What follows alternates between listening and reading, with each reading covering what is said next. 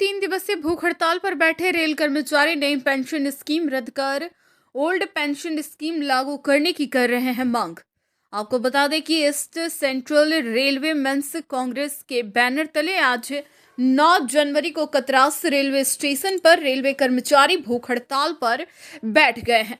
Media से बात करते हुए जोनल सचिव प्रेम शंकर चतुर्वेदी ने कहा कि केंद्र सरकार की तुगल की फरमान के विरोध में वे लोग पूरे देश में 3 दिवसीय राष्ट्रव्यापी भूख हड़ताल पर हैं।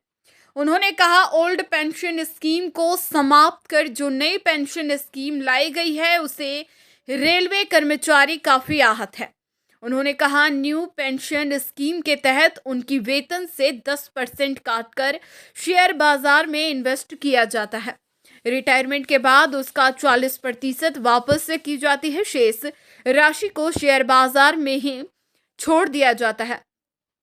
इससे बुढ़ापे का सहारा पेंशन उनकी लाठी बनकर नहीं रहती और वह लड़खड़ा जाते हैं। National federation of Indian railwaymen के निर्देश पर पूरे देश में हर जोनल रेलवे जो उनका एफिलिएट है, जो उससे संबंधित है, हम यहाँ ECRMC ईस्ट सेंट्रल रेलवे में संबंधित है उनसे, और पूरे भारतवर्ष में आज से लेकर कल 8 तारीख से 11 तारीख तक क्रमिक अनशन का एक संकेत हम लोग सरकार को देना चाहते हैं। आज का मुद्दा सिर्फ एक है, एनपीएस को भगाओ और ओपीएस लाओ, ये हम लोग का आज का डिमांड है। एनपीएस ओपीएस क्या है? एनपीएस एक नेशनल पेंशन स्कीम जो 2004 से रेलवे मैन या सभी सेंट्रल गवर्नमेंट के जो कर्मचारी हैं उन पर लागू किया गया है।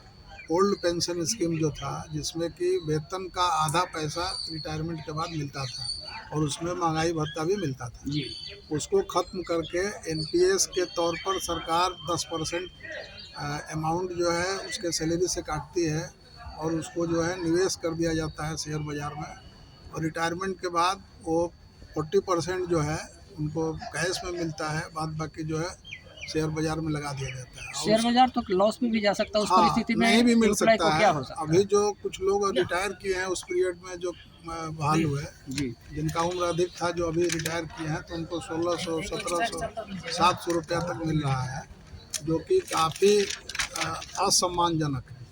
तो हम लोग चाहते हैं कि सम्मानपूर्वक कोई ज़िंदगी जिए, रिटायरमेंट के बाद भी अगर वेतन मिलता था तो जिस सम्मान से वो जिया और जिस शान शौकत से वो रहा और जो दिया देश को, अपना पूरा जो है जीवन दे दिया, उसको कम से कम आगे जीने का जो अधिकार मिलना चाहिए। और ये जो है पेंशन, जो ओल्ड पेंशन था, एक श्रवण कुमार का हम लोग उसका ये देते थे, क्योंकि आज के डेट पर जिस तरह का सोशल स्ट्रक्चर चल रहा है उसमें बाल बच्चा क्या करेगा नहीं करेगा कोई नहीं जानता है।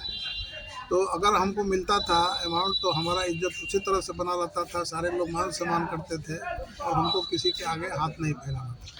ये स्थिति नहीं बन रही है। आज के जो युवा आए हैं नौकरी में, वो कल उनके साथ जो होने वाला है उससे चिंतित हैं, और हम लोग ये डिमांड लेकर के सरकार के यहाँ तक पहुँचना चाहते हैं। जबकि इसके पूर्व 2 रेल मंत्री, कभी जब मल्लिकार्जुन खड़गे साहब हुआ करते थे और सुरेश प्रभु साहब, तो उस समय ये तय हुआ था, रेलवे बोर्ड पर मीटिंग करके NFIR तय किया था, और तर्क जो है उनको मान्य था कि नहीं, एकदम सही कहते हैं कि जिस तरह से सेना काम करती है उसी तरह से रेलवे के कर्मचारी भी करते हैं।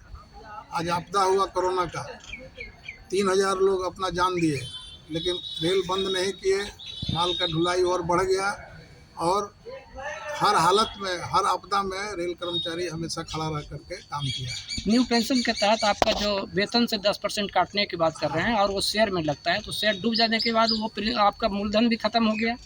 हाँ, हो सकता है, संभव है। हालांकि अभी तक ऐसा रिपोर्ट नहीं मिला है, लेकिन पैसा कम बेसी होते रहता है, रोज़ उसका दिन बाजार खुलता है, रोज़ बंद होता है।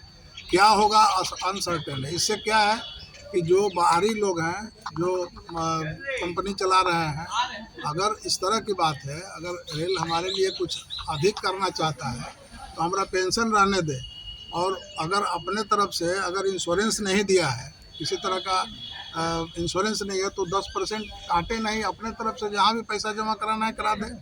लेकिन हमारे वेतन का मैनेजमेंट वो कर रहा है और जो उसको देना चाहिए वो नहीं दे रहा है।